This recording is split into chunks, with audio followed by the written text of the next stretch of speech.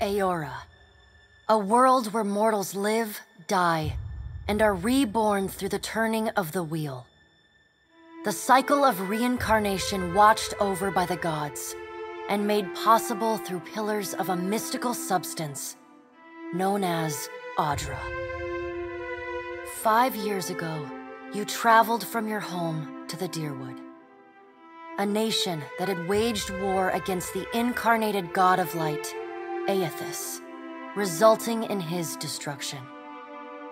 The country suffered from a plague of Hollowborn, infants born without souls, that many believed was punishment for killing a god. In an ancient, secluded ruin, you witnessed a secret ritual that inadvertently transformed you into a Watcher. One who can see and speak with souls. The ritual also gave you horrible visions, waking nightmares of a past life that threatened your sanity. To put them to rest, you pursued the man who had led the ritual, a seemingly immortal agent of the gods, known as Theos Ix Arcanon. With divine assistance, you confronted and defeated Theos, ending your visions and resolving the Hollowborn crisis. In so doing, you also learned the great secret that Theos had protected. That the ancient empire of Anguith had transformed themselves into gods. Your visions finally put to rest, you retired to the castle of Cadnua, built atop a massive statue of pure Audra, where you ruled in relative peace and prosperity.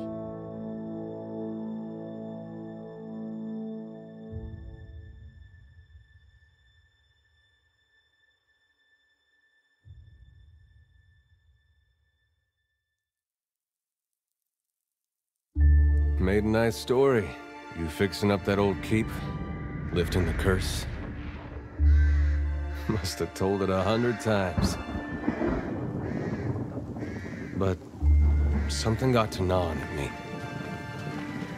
Thinking the spirits there weren't really at rest. That maybe the gods weren't finished with us.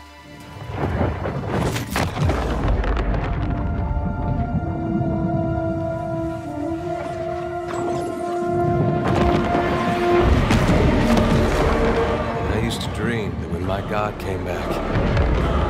He would forgive us.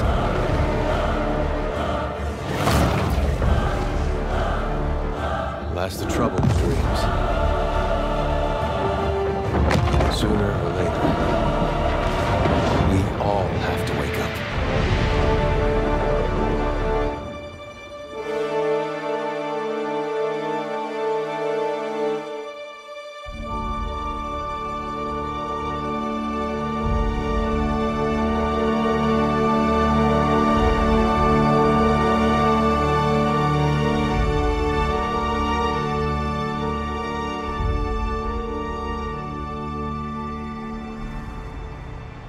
And so you wake to a sleepless world, the in-between of life and death. Follow your memories. You have been here before.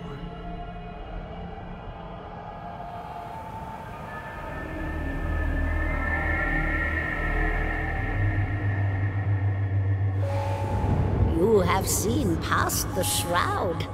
You are a Watcher now. And the Watcher you will stay.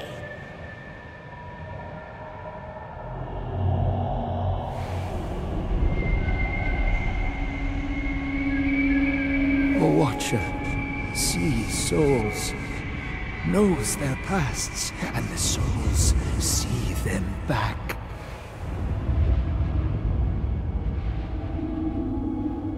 A dubious honor, inheriting a fortress both broken and cursed.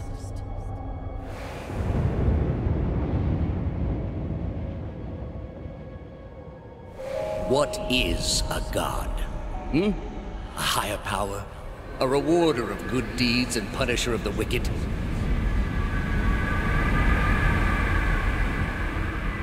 The gods aren't real. but something else entirely.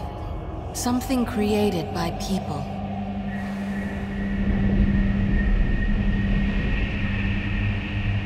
And did you ever consider that these were things you were never meant to understand? That their comprehension is beyond you?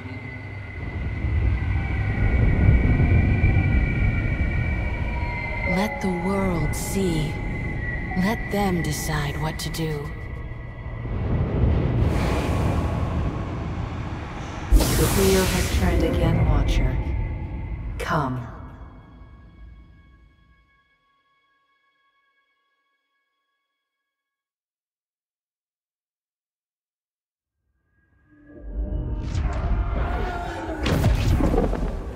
An aged dwarf shares this strange floating platform with you. His face is creased by so many wrinkles that his features lie buried amid shadowy pockets of skin. Still, the dwarf's well-practiced habits have left telltale tracks of a welcoming rictus across his visage. You can see his smile coming before it blooms, reshaping the dwarf's face from a hanging sack of flesh into something resembling an oddly carved, merry gourd, replete with unhealthy bumps and discolored splotches.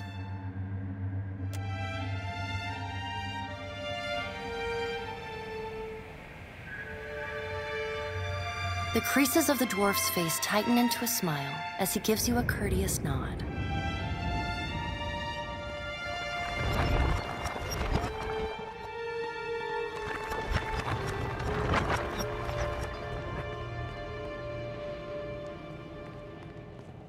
Sit, please.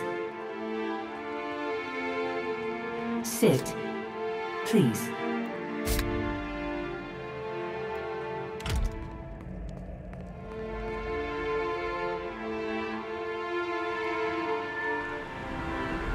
With mechanical stiffness, the dwarf tilts his head and silently gestures toward the empty chair.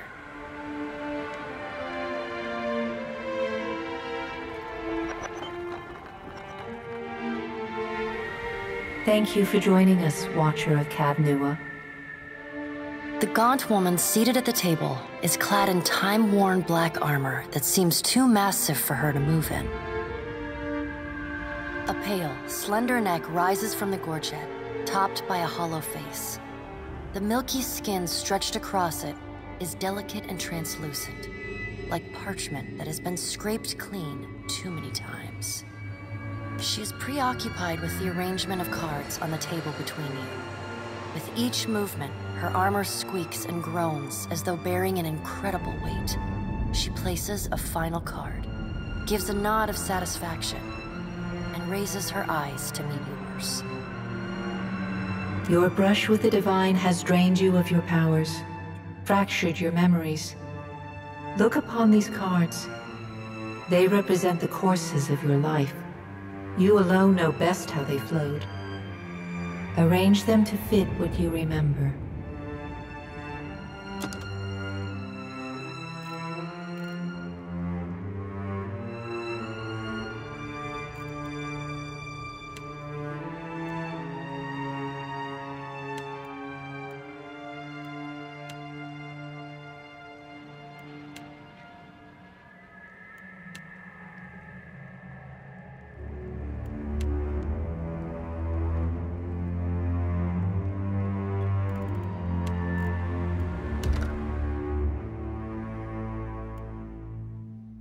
Does everything appear to be in order? Good. Welcome to the Beyond. I am Berath. One half, anyway. She points a finger in the direction of the dwarf who led you here. Though the movement is slight, her gauntlet squeaks like a rusty hinge. The dwarf's rictus returns as he nods in the woman's direction. The gods offered you boons in exchange for resolving the Hollowborn crisis. What did you do with the souls? Tell me, do you remember when we last met?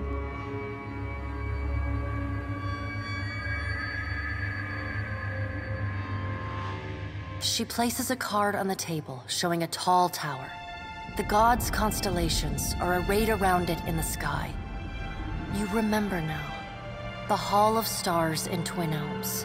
where you spoke with the gods. You came to that tower seeking our aid. You chose to pledge your services to other gods. And yet, when it was time to make your choice, you returned those lost souls to the wheel. It seems you knew what was right in the end after all. Though I suspect those wronged by the vows you broke will be less forgiving. She delicately places a card on the table. A bell in a tower. Her fingertips slowly drag away from the card, faintly creaking as they retreat across the table. You had need of the gods once before. Now it seems we have need of you. The being that occupied Ognua's statue beneath your castle was the dead god, Aothus. Of this we are certain. What we do not know is what his intentions are. Though Aothus stole a large fragment of your soul, you were strong enough to survive the onslaught and enter the in-between. You and he are still connected. He has chosen a body made of living Audra, perfused with the power of thousands of souls, including yours. It should be little difficulty for an experienced watcher to find him. Taking a physical form in Aora is fraught with peril. Most mortal minds and bodies are incapable of containing divine power. It can lead to problems, as Aothus learned not long ago. Her armored hand gingerly places a card sideways on the table. It features a man with a burst of light instead of a head.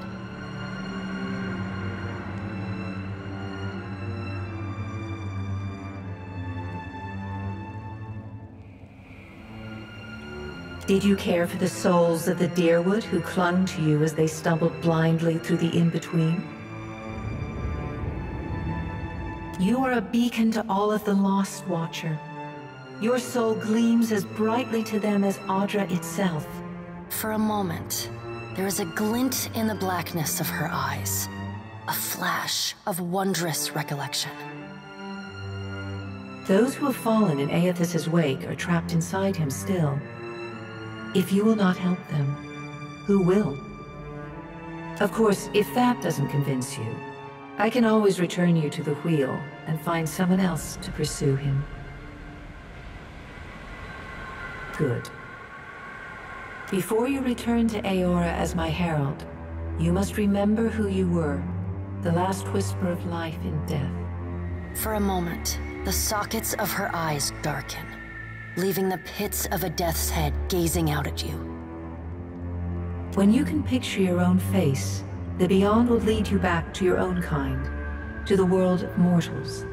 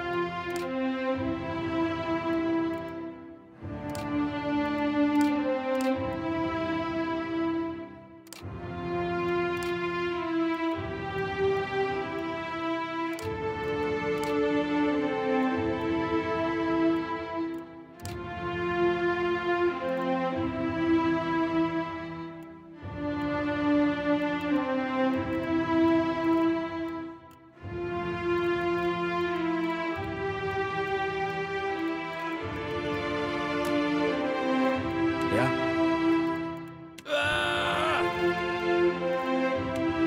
Charge!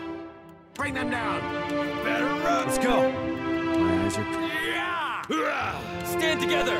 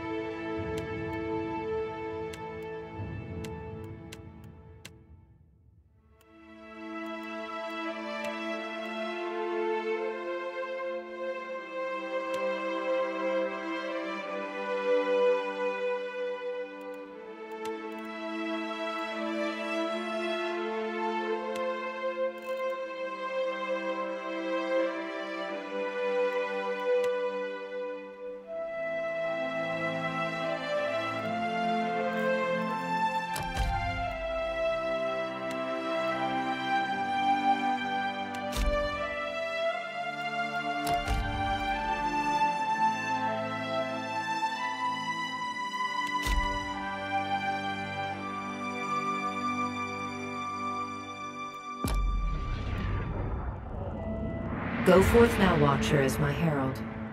Know that I do not give you this title lightly.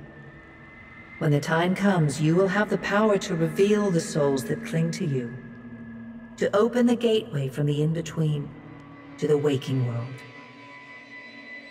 Find Aethys. Learn his plans. When I have cause to talk to you, I will summon you. With a quick gesture of her hand, you feel a sharp pain in what would be your chest. The pain continues, intruding deeper into your soul. Looking down, you see a small lump of darkness roiling within you. The darkness lingers there, but the pain abates and fades entirely within the span of a few seconds. A chime. Do not fear, Herald. It will not harm you unless you choose to cross me. I trust it will not come to that. Her gauntleted hand gestures to the dwarf, hovering nearby. The dwarf nods, contorts his face with his odd smile, and gestures to a new door. Time is not on your side, Watcher. I suggest you get on with the task at hand. The creases of the dwarf's face tighten into a smile as he gives you a courteous nod.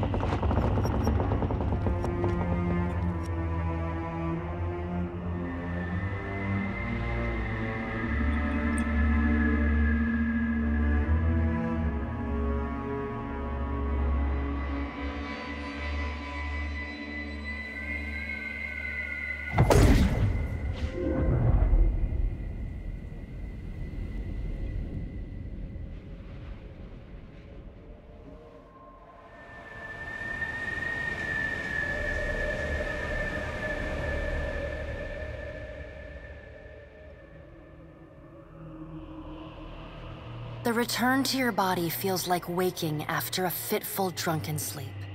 The rocking of the ship sends pain jolting through your limbs. Crashing waves hammer inside your skull. Adair watches over your body with a glazed look, taking long, even tokes from his pipe.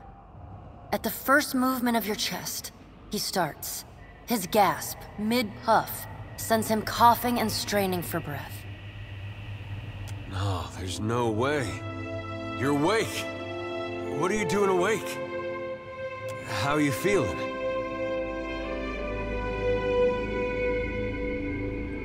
Me? You don't remember? Adair points at his face, which he seems to be arranging into his most recognizable expression. Receiving no response, he shrugs. I'm the captain of this boat. And I was real big back in Deerwood. Had this keep called Cadnua. I was famous. And I was what you'd call a watcher. I'd go around talking to dead folks and creeping out just about everyone who saw. He holds up his hands with fingers curled to mimic claws. You're just some farmer. Likes to follow me around. Take most of the beating for me when we get attacked.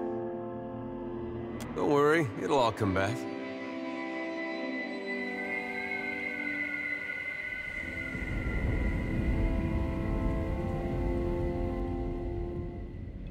Ah, see? You remember. Anyway, you didn't answer my question. How you feeling? That might have been me. I've been slapping you a little harder each day, trying to wake you. I never dreamed it'd work. Adair stares with disbelief at what would likely be his slapping hand, examining both sides. He shrugs. Well, you owe me. I hate to cast a pall over your recovery, but I'm afraid I have some bad news for you. The voice echoes from inside the bust. The remains of the steward of Cad Nua. Cad Nua has been destroyed. Aethys possessed the statue of Maros Nua and rose from the ground, consuming the souls of all nearby. It is only by the exceptional strength of your soul that you survived. And even then, just barely. The further Aethys withdrew, the weaker you became. We chartered this ship and followed him to the Deadfire archipelago. I know not how, but it seems he has retained a piece of your soul, and proximity to it has brought you back. How could you know all that? You've been faking on us. He pokes at your shoulder with one finger. Misfortunes brewing topside, Magrants fires the captain stirs. An older man with ale-sour breath rubs his bloodshot eyes and stares at you. Engrim, the smell of drink on your breath could wake the very dead. Now what's this about? Pirates. They're demanding parley with you, Captain. I know this is asking a lot, but you better arm yourself and get on deck. Should be some gear in there.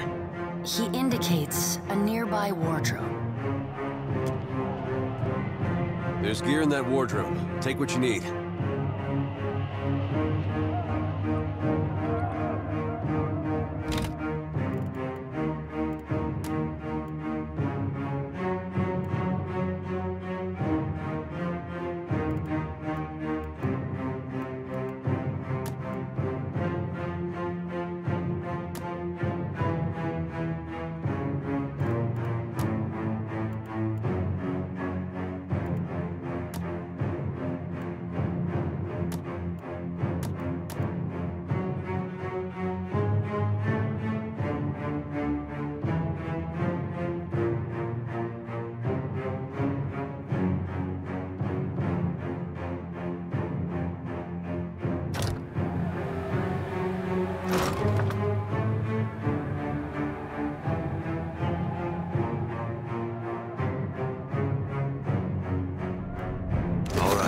Now make some use of it.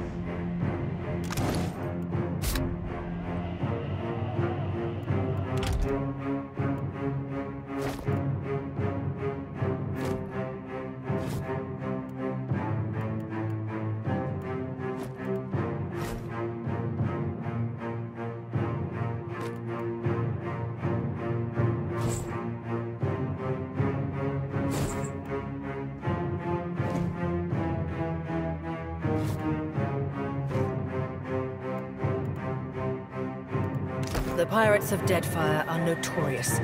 I suggest you deal with them quickly.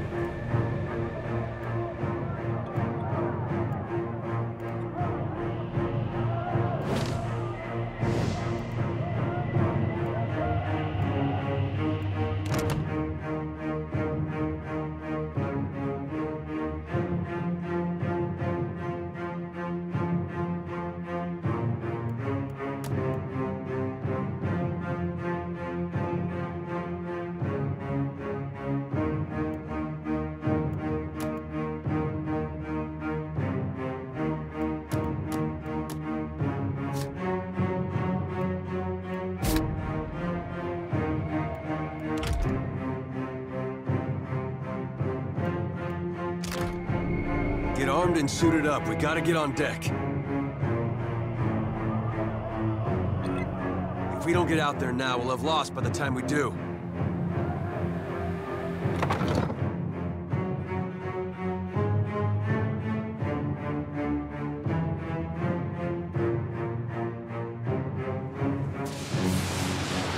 Well, what have we here? A little sloop? Lost and alone in the storm? I'll be taking your ship now, if you don't mind. And especially if you do. Well, at least he asked. I am a gentleman of fortune. Give her up easy, and I'll see you get a swift death. It'll be bloody and agonizing, sure. But at least it'll be quick. Why complicate this with a quarrel? I see, I want, I take. It's as simple as that.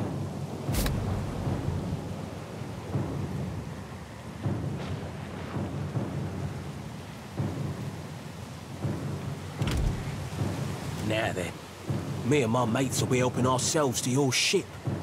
There's no need to see her sunk by the storms, or my culverins. Listen up, mates. I'm off to spear me a bigger fish. One with sharper teeth like. I'm trusting you lot not to cock this up. Don't damage the sloop when you take it. Play with the crew if you'd like, but don't bring me any prisoners. None that are alive. You heard, Benwith! After him!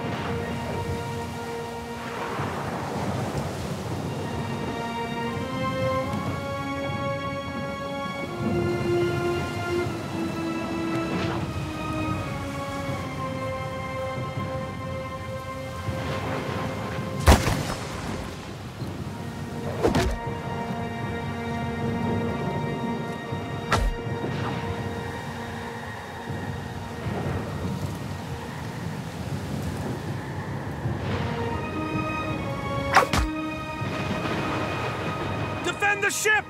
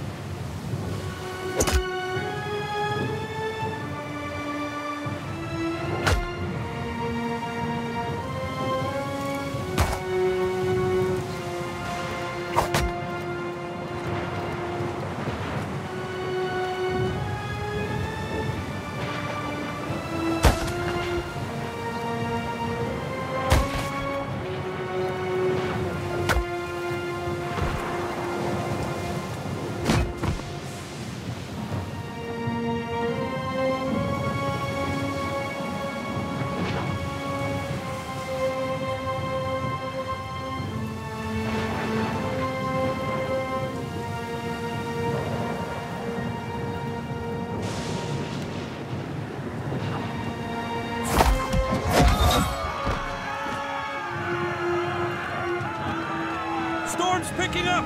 Take cover!